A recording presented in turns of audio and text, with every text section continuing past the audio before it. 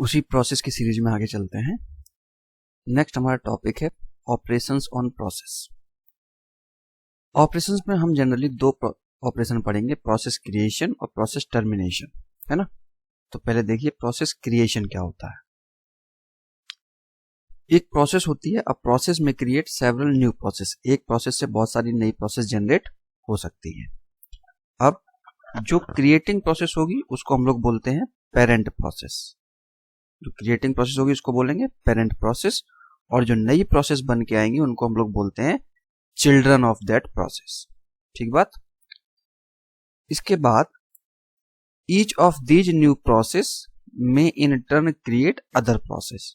मतलब एक प्रोसेस, फिर उससे निकली दूसरी प्रोसेस, फिर उससे निकली दूसरी प्रोसेस।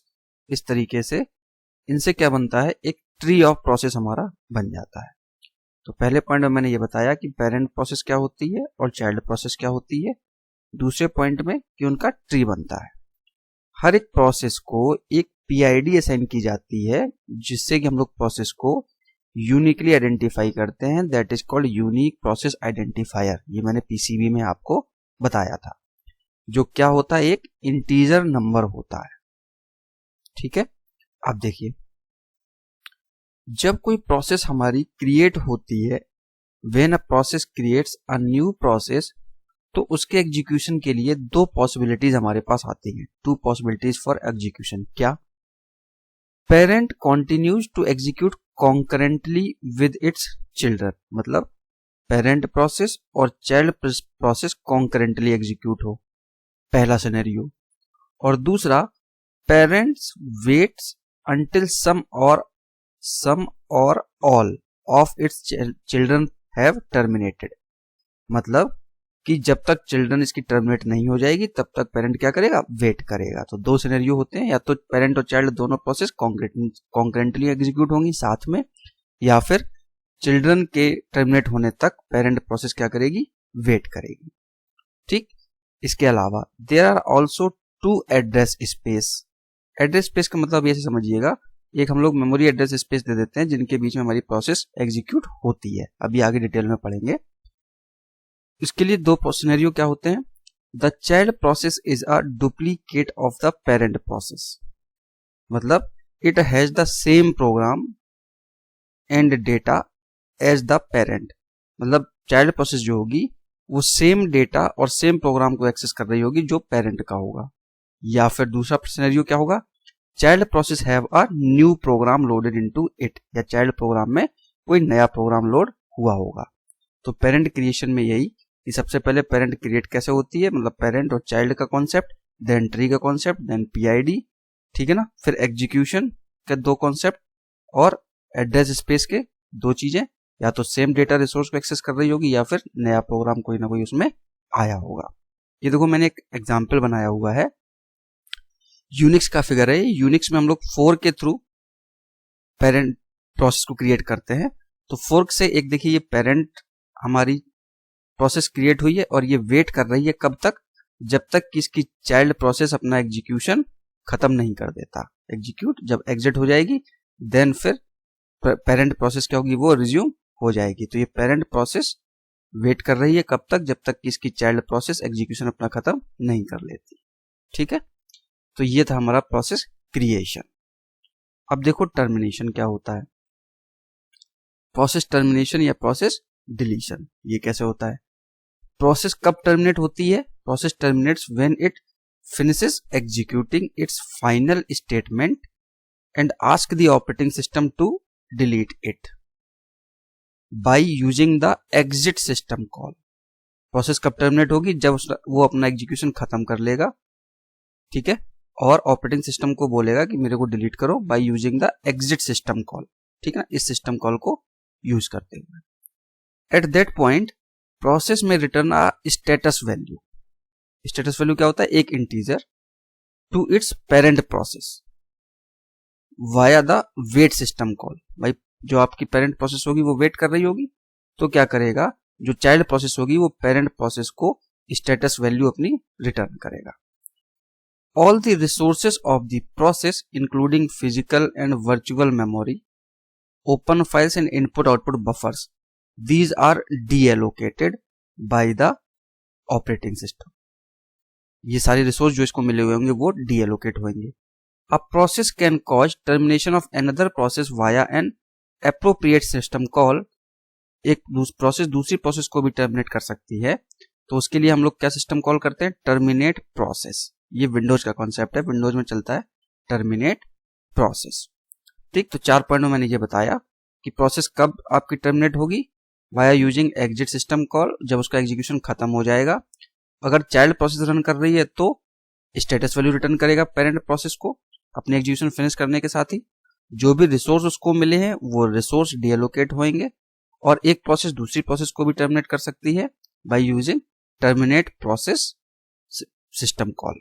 ठीक, तो ये 4 सिनेरियो हो गए प्रोसेस टर्मिनेशन के या प्रोसेस डिलीशन के। ठीक है, आगे देखिए। अब पेरेंट में terminate the execution of parent process में terminate the execution of one of its children for the following reason. जो पेरेंट प्रोसेस होगी वो चिल्ड्रन प्रोसेस को टर्मिनेट करेगी, इनमें से कोई एक रीजन होगा इन चारों में से। क्या? Child has exceeded its uses of some of the resources that has been allocated. मतलब जो रिसोर्स उसको एलोकेट किया गया है अगर उसके यूज को ये एक्सीड कर रहा होगा तो, नंबर 1। दूसरा case, task assign to the child is no longer required. जो टास्क उसको दी गई तो वो उसकी अब जरूरत नहीं है। तीसरा, parent is exiting, the operating system does not allow a child to continue if its parent terminates. मतलब अगर पेरेंट प्रोसेस टर्मिनेट हो गई होगी तो चाइल्ड प्रोसेस भी टर्मिनेट की जाएगी। If a process terminates either normally और abnormally then all of its children must also be terminated. ठीक भाई, अगर कोई प्रोसेस नॉर्मली या एबनॉर्मली दोनों तरीके से कोई पेरेंट प्रोसेस टर्मिनेट हो रही है तो उसकी चाइल्ड प्रोसेस भी सारी टर्मिनेट कर दी जाएगी। इस फिनोमेना को हम लोग बोलते हैं कास्केडिंग टर्मिनेशन। ठीक, और ये किया किसके थ्रू जाता है? Normally initiated by the operating system. ठीक, ये चौथा ही पॉइंट है। ठीक, तो इस तरीके से हम कोई भी प्रोसेस को टर्मिनेट कर सकते हैं। तो शॉर्ट नोट लिखने को आता है कई बार ऑपरेशंस ऑन प्रोसेस, या प्रोसेस क्रिएशन पूछ लिया जाता है, प्रोसेस टर्मिनेशन पूछ लिया जाता है, प्रोसेस डिलीशन पूछ लिया जाता है। इनमें से कोई एक चीज आपसे पूछ ली जाएगी तो आपको इसको ये लिखना पड़ेगा।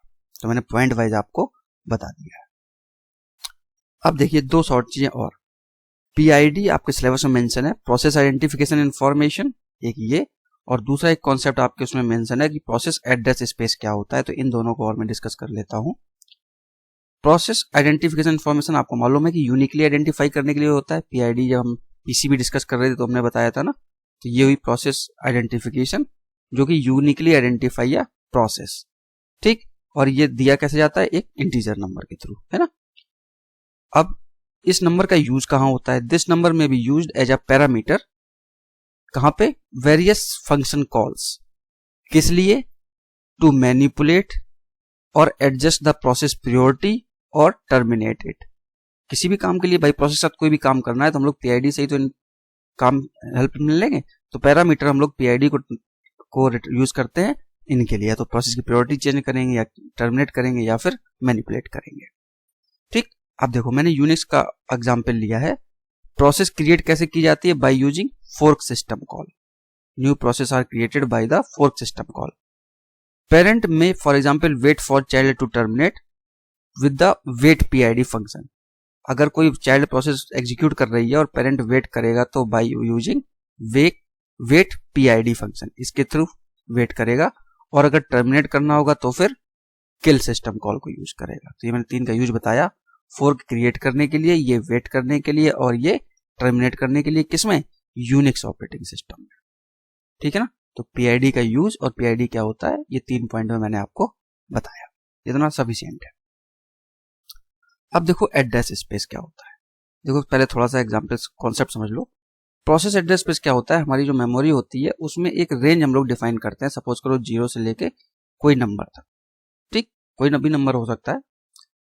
मैंने एक नंबर डाल देता हूं 240316, कोई भी नंबर हो सकता है।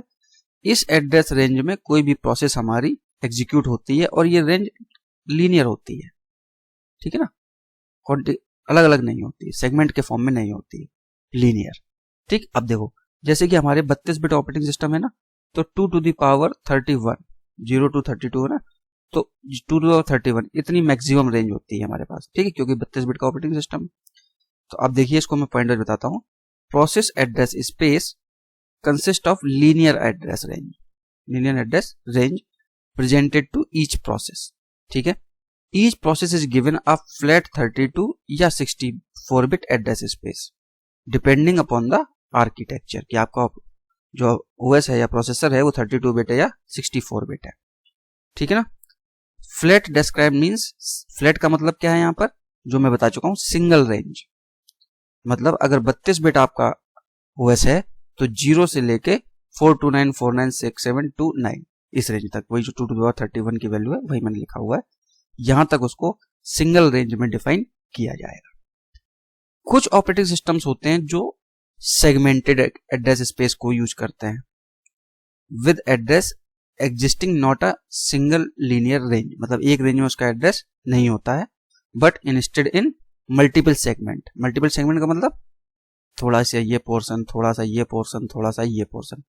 तो ये कुछ ऑपरेटिंग सिस्टम है, सम ऑपरेटिंग सिस्टम। बट जो मॉडर्न वर्चुअल मेमोरी का कॉन्सेप्ट है वो हमारा फ्लैट मेमोरी मॉडल को यूज करता है, not a segmented one. Segmented वाले को यूज नहीं करता है। तो जनरली हम लोग फ्लैट मॉडल को ही यूज करते हैं कि एक ही रेंज दी जाएगी, उसी में ही हमारी प्रोसेस एग्जीक्यूट होगी, ठीक। अब देखो इसी मेमोरी एड्रेस में जो मैं आपने मेमोरी स्पेस दे दिया, मेमोरी एड्रेस स्पेस दे दिया, इसमें कोई एक मेमोरी एड्रेस होगा। अ memory address is given value with in the address space, इस एड्रेस स्पेस के अंदर। जैसे कि फॉर एग्जांपल मैंने एक एड्रेस स्पेस का नंबर ले लिया है। The process can access a memory address only in a valid memory area. मतलब अगर स्टार्टिंग जहां से है और एंडिंग जहां पे है, इस एरिया के अंदर ही वैलिड मेमोरी एड्रेस को ये एक्सेस करेगा, ठीक। अब मेमोरी एरियाज में क्या होता है, कुछ एसोसिएटेड परमिशंस होते हैं, जैसे कि रीड, राइट, एग्जीक्यूट, ठीक। अब अगर कोई प्रोसेस मेमोरी एड्रेस के वैलिड एरिया से एक्सेस नहीं कर रही है, मतलब if a process access a memory address that is not in a valid memory area, मतलब जो आपने दिया था उसके अंदर नहीं है, ठीक।